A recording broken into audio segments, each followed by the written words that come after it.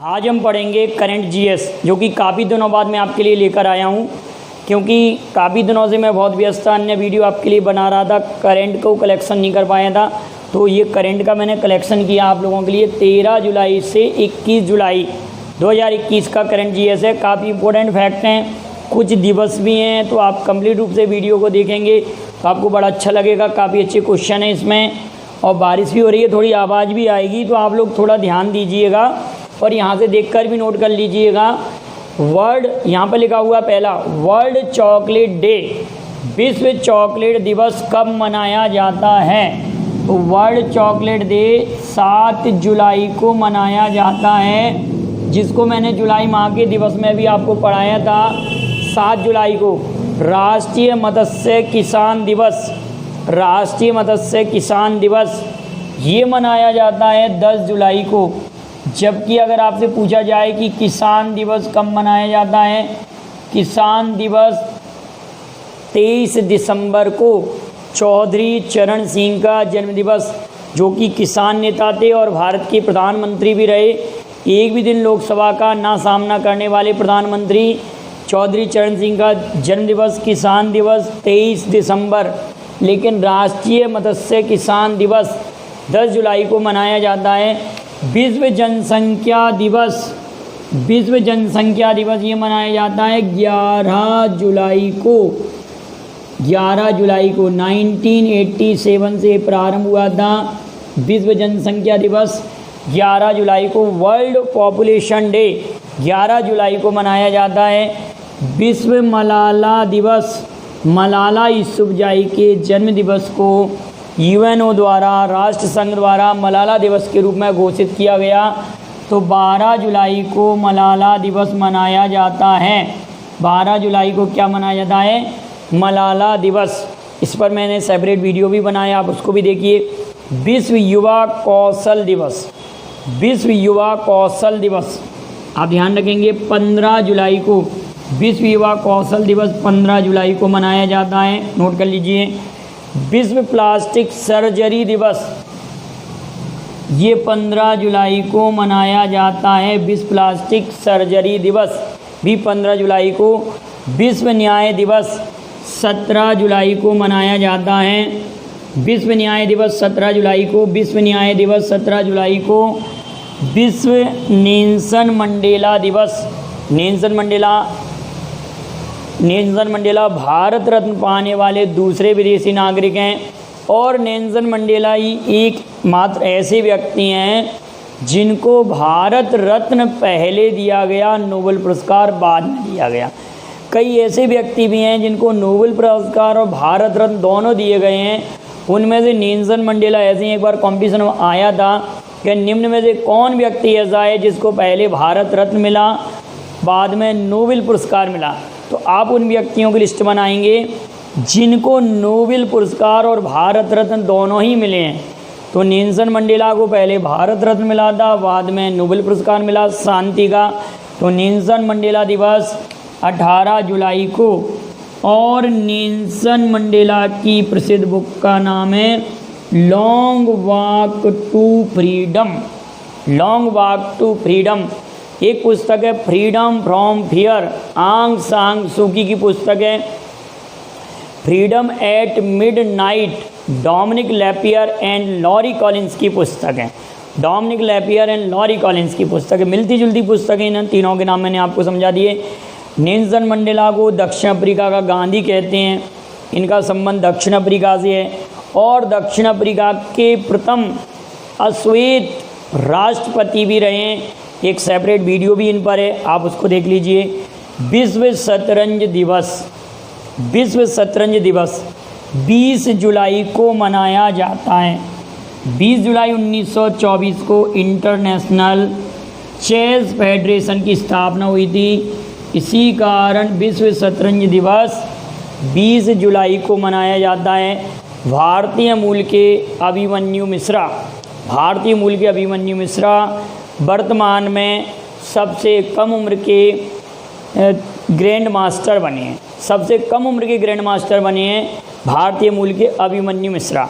भारत के पहले grand master Viswanathan Anand थे, जबकि ग्रैंड मास्टर बनने वाली पहली महिला एस विजय लक्ष्मी थी। ग्रैंड मास्टर बनने वाली पहली भारतीय महिला कोई जो बनी हो, क्या कौन थी? एस विजय लक्ष्मी। अगला लिखा हुआ बोनालू उत्सव। बोनालू उत्सव ये मनाया जाता है तेलंगाना द्वारा, राज्य द्वारा मनाया जाता है। तेलंगाना राज्य द्वारा बोनालू उत्सव मनाया जाता है।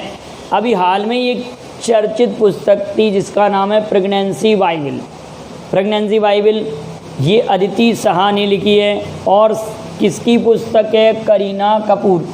करीना कपूर ने अपनी प्रेगनेंसी के बारे में इसमें बताया है, लेकिन ये पुस्तक विवादित रही। क्यों विवादित रही? आप समझिए कि बाइबल शब्द इसमें जुड़ा हुआ है, इसलिए विवाद नहीं होगा। क्या ये किस धर्म से? ईसाई धर्म से संबंधित पुस्तक है, क्योंकि प्रेगनेंसी बाइबल, इसी कारण इस पर विवाद होगा। अदिति शाह, करीना कपूर ने अपने बारे में बताया इसमें प्रेगनेंसी बाइबल। महिला फुटबॉल एशिया कप 2022, अब हो सकता है यहाँ पर आपको दिखाई ना दे रहा हो, तो ये मुंबई और पुणे में संपन्न होगा। पहले ये अन्य 2 शहरों में हो रहा था, दूरी के कारण, कोविड-19 की दूरी के कारण ये मुंबई और पुणे में संपन्न होगा। क्लियर बेटा यहाँ तक? अगली इंपॉर्टेंट पॉइंट है ओलंपिक गेम में प्रथम भारतीय जज दीपक काबरा। और जिम्नास्टिक की जज हैं, जिम्नास्टिक में जज हैं ये दीपक काबरा, भारतीय जज। ग्रैंड स्लैम विंबलडन प्रतियोगिता लड़कों वाली वाइज की किसने जीती है? तो आप कहेंगे समीर बनर्जी। किसने? समीर बनर्जी, जो भारतीय मूल के अमेरिकन हैं। समीर बनर्जी भारतीय मूल के अमेरिकन हैं, इन्होंने जीता है। ग्रैंड स्लैम विंबलडन 2021 मेल किसने जीता है? आप कहेंगे नोवाक जोकोविच। ये उनका 20वां ग्रैंड स्लैम है, लेकिन विंबलडन में ये 6वां है। और नोवाक जोकोविच किसके देश के हैं? सर्बिया के। 2021 ही यहाँ पर आएगा, 22 नहीं 2021 आएगा यहाँ पर भी। 2021 का female grand slam Ashleigh Barty ने जीता है। एशले बार्टी, तो आप बताएंगे एशले बार्टी किस देश की प्लेयर हैं? आप कहेंगे ऑस्ट्रेलिया की। लेकिन एशले बार्टी टेनिस में आने से पहले अन्य खेल की भी प्लेयर रही हैं। इससे पहले वो किस खेल की प्रोफेशनल प्लेयर थी, ये आपको कमेंट करना है। अगला पॉइंट है यूरो फुटबॉल कप 2020 में जो होना था वो 2021 में संपन्न हुआ। इसमें इटली ने जीता है। किसने जीता है? इटली ने जीता है और इसमें इंग्लैंड को पराजित किया है। इटली ने जीता है और इंग्लैंड को पराजित किया है। इसमें लेकिन गोल्डन बूट पुरस्कार क्रिस्टियानो रोनाल्डो को दिया गया। क्रिस्टियानो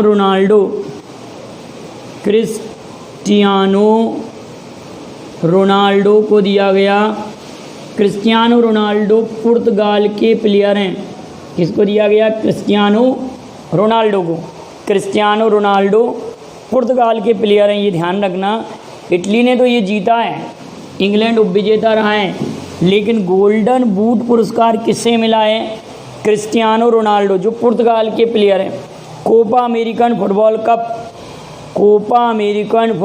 कप 2021 ये जीता है अर्जेंटीना ने। और नंबर 1 प्लेयर लियोनेल मेसी, जो कि अर्जेंटीना के थे। लियोनेल मेसी अर्जेंटीना ने जीता है। अर्जेंटीना की राजधानी ब्यूनस आयर्स है। और अर्जेंटीना दक्षिण अमेरिका महाद्वीप का एक देश है। दक्षिण अमेरिका महाद्वीप का देश है अर्जेंटीना। और इसने कोपा अमेरिकन फुटबॉल कप 2021 जीता है और इसमें नंबर 1 प्लेयर रहे हैं लियोनेल मेसी जो कि अर्जेंटीना के हैं। विधान परिषद गठित करने का प्रस्ताव किस राज्य के विधानमंडल में आया है और पारित हुआ है? किस राज्य के विधानमंडल में विधान परिषद गठित करने का, तो आप सभी लोग जानते हैं राज्यों का द्वितीय सदन जिसको कहते हैं, राज्य का द्वितीय सदन या राज्य का उच्च सदन विधान परिषद को कहते हैं। अनुच्छेद 168 में इसके गठन की चर्चा है और यह किसी उस राज्य में आए जिस राज्य में पहले भी विधान परिषद थी 1952 में, लेकिन 1969 में उसको हटा दिया गया, विधान परिषद को समाप्त कर दिया गया।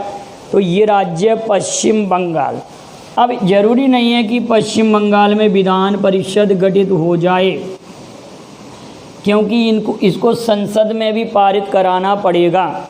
इससे पहले आप लोगों को मालूम होगा कि आंध्र प्रदेश की विधान परिषद को समाप्त करने का प्रस्ताव भी आ चुका है, लेकिन वो भी अभी निलंबन में है, वो भी लोकसभा राज्यसभा से पारित नहीं हुआ है। तो यहाँ पर गठित करने का प्रस्ताव आया पश्चिम बंगाल में। और कुछ समय पहले किस राज्य की विधान परिषद को समाप्त करने का प्रस्ताव आया, तो आपका आंसर होगा आंध्र प्रदेश। और कहाँ गठित करने का प्रस्ताव पारित हुआ है, तो पश्चिम बंगाल। वर्तमान में भारत के कितने राज्यों में विधान परिषद हैं, तो 6 राज्यों में। पहले 7 राज्यों में थी। जम्मू कश्मीर की विधान परिषद को समाप्त कर दिया गया है। मैंने आपको याद भी कराया कई ट्रिक के माध्यम से है।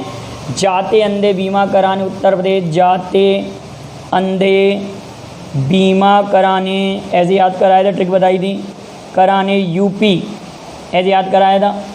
तो जा से था जम्मू कश्मीर, इसको तो हमने हटा दिया। जैसे तेलंगाना, आंध्र प्रदेश, बिहार, महाराष्ट्र, कर्नाटक और उत्तर प्रदेश 1, 2, 3, 4, 5, 6 राज्यों में वर्तमान में विधान परिषद है।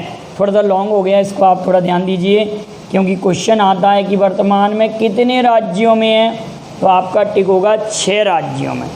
अभी विधान परिषद पश्चिम बंगाल में गठित नहीं हुई है, ये ध्यान रखेंगे। राज्य विधानमंडल में प्रस्ताव आया है केवल, और लोकसभा राज्यसभा से पारित नहीं हुआ। जैसे कि आंध्र प्रदेश की विधानसभा को समाप्त करने का प्रस्ताव आया था, लेकिन अभी वो प्रस्ताव लोकसभा राज्यसभा से पारित नहीं हुआ। अगला पॉइंट है दानिश सिद्दीकी के बारे में। Danish Siddiqui Reuters news agency के लिए कार्य करते थे और अफ़गानिस्तान में तालिबानियों के हमले में इनकी हत्या कर दी गई।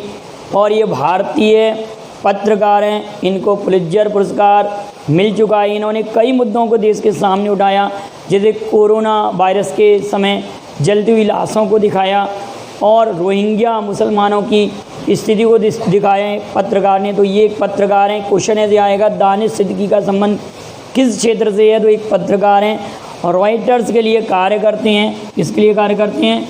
रॉयटर्स न्यूज़ एजेंसी में कार्य करते हैं और ये भारतीय पत्रकार हैं। इनका निधन, इनकी हत्या कर दी गई है। अफ़गानिस्तान की संकट आप जानते हैं, लगभग 85% भाग पर कब्जा हो चुका है तालिबानियों का। अगला है खेलो इंडिया यूथ गेम 4th संस्करण। खेलो इंडिया यूथ गेम का 4था संस्करण कहाँ होगा, तो आप कहेंगे हरियाणा में। हरियाणा में। और इससे पहले खेलो इंडिया यूथ गेम कहाँ संपन्न हुए थे, तो गुवाहाटी असम में। अगला है खेलो इंडिया यूनिवर्सिटी गेम। खेलो इंडिया यूनिवर्सिटी गेम कहाँ होंगे, तो बेंगलुरु में। यूनिवर्सिटी वाले बेंगलुरु में होंगे। इससे पहले ये दूसरे खेलो इंडिया यूनिवर्सिटी गेम में सेकंड हैं और ये कहाँ होंगे, बेंगलुरु में, बेंगलोर में। और इससे पहले कहाँ संपन्न हुए थे, उड़ीसा में। तो इतने कुछ इंपॉर्टेंट फैक्ट थे, आप इनको अच्छे से तैयार कर लीजिए। वीडियो पसंद आए लाइक शेयर ज़रूर करेंगे और आप इसका स्क्रीनशॉट ले लेंगे। जो भी कमेंट में क्वेश्चन पूछे हैं उनका आंसर आप देंगे। Thank you very much. जय हिंद, जय भारत।